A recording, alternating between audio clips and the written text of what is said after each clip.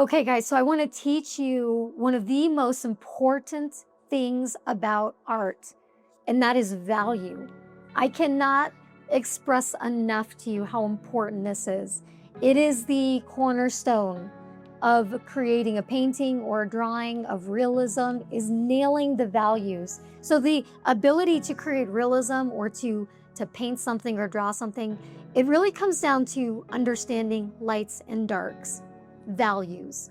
When we're children and we draw somebody, we oftentimes create a circle around somebody's head, circle around their hair, but in real life, that's not the way that it works. It's lights and darks. So I'm gonna show you basically what I mean. So I'm gonna take my pencil, it's very sharp, I love sharp pencils, and I'm going to put it on its side, and I'm going to push down, and I'm gonna start with the darkest value. So this is very dark. I'm pushing down, putting a lot of pressure on that pencil, and then I'm gonna start pulling, and I'm gonna do a little bit less pressure as I go.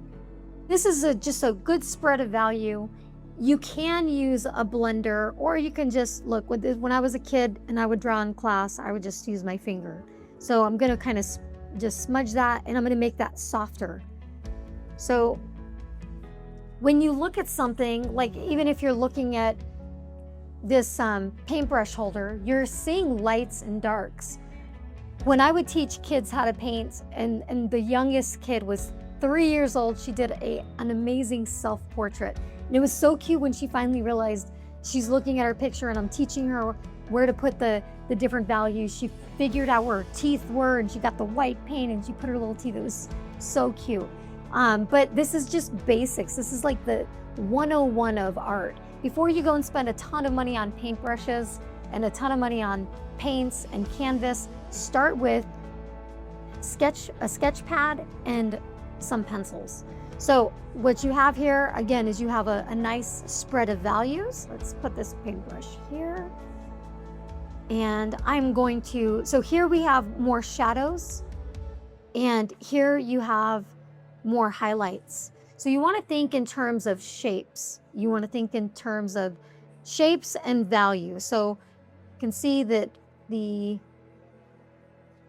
dark here on that paintbrush and the stick, it's going to be a darker value. And then over here on the brush, on the tip of the brush, you're going to have much darker values. So I'm going to fill that in.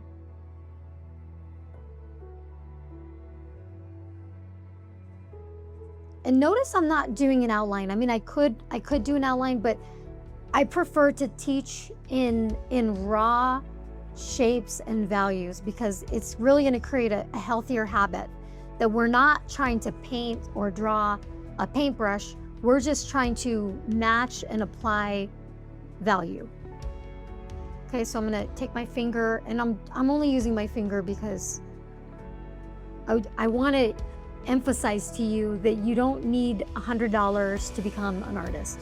Pencil, paper, this is how I started as a child, just drawing. And that training is the best way to build a foundation without breaking your bank. So I'm gonna kind of just set the background here so I can really apply some healthy highlights. So just kind of toning the paper. That white. I can take my eraser and I can pull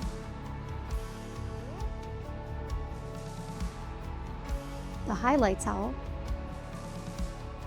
Okay, and then I have the shadow from the paintbrush onto the page. I'm gonna go ahead and hit that real quick.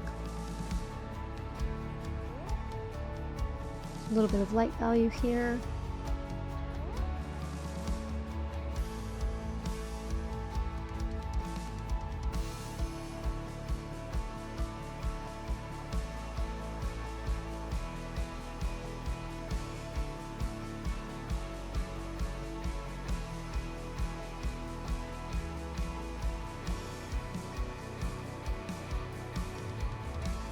So this is just a real rough drawing of this paintbrush.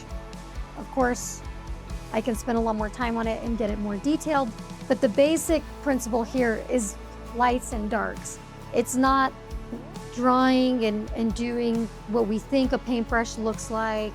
And this is just an outline example of something I'm sure you would never draw.